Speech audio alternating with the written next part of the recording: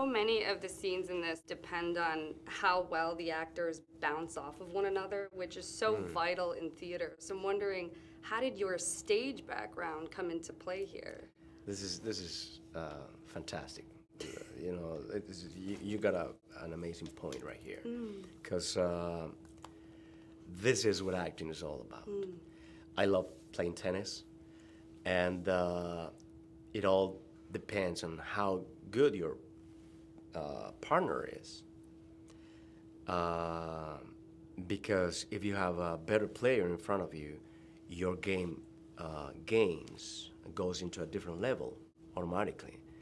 And if I'm any good in this film, it's only because, I have this bouncing game constantly, with these guys. I'm only a reflection of the work of Jude Law and Richard Grant and Madeleine Aguinea.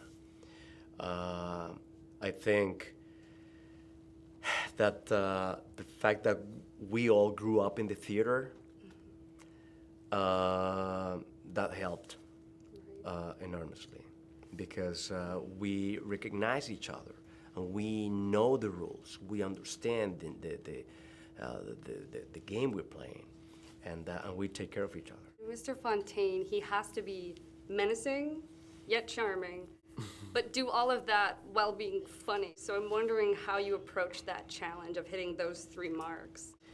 I think you establish that first when you're trying to find the character on the way out.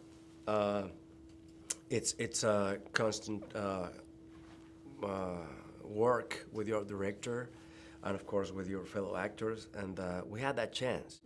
Not many times you have that chance to actually work on the table before even blocking the scene or thinking about shooting it. We have to first understand what's going on and what's going to happen with the characters. And that's one of the things that theater gives you and teaches you. So it was easy, but then part of the rules of the game is that you don't have to think about that when you do it. You try to establish that somewhere in your subconsciousness, and then, just press play and do it. Well, I have to, of course, mention The Bridge, which you're currently shooting. So now coming back into season 2, when you've been away from Detective Ruiz, what's been the process of rediscovering him when you're shooting season 2? Or are you a psychic? You're. I mean, that's. I was just thinking about that just yesterday. We just began shooting this new season, and Diane and I were doing this scene that we had to go over and over again, doing it and asking for another take, because I personally couldn't find it. I think Diane is already there, but she was like, "Yeah, it's taking forever for me to get it back."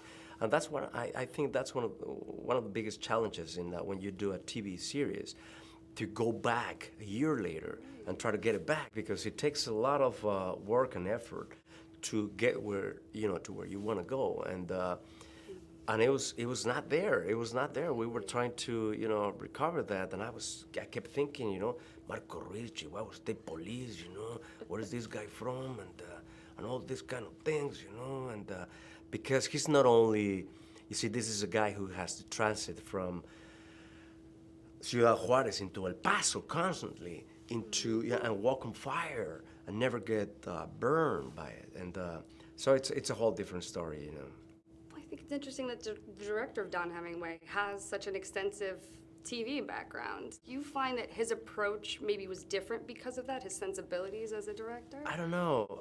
For me, it was all. Richard Shepard is a filmmaker. He is a filmmaker. He's a writer. He's a screenwriter, fantastic screenwriter, and the whole process was very much like any other film I've been into.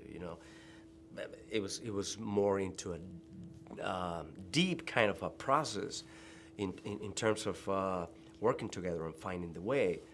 But no, I think Richard is the key word here is that communication and collaboration. He's about that. He doesn't pretend to have all the whole truth and nothing but the truth. He just, wants to create this collaborative process. Thank you so much. I hope Thank you find you. Marcos, because we're so excited for it to come back. Oh, well, he's back, I'm believe me. geeking out. Oh.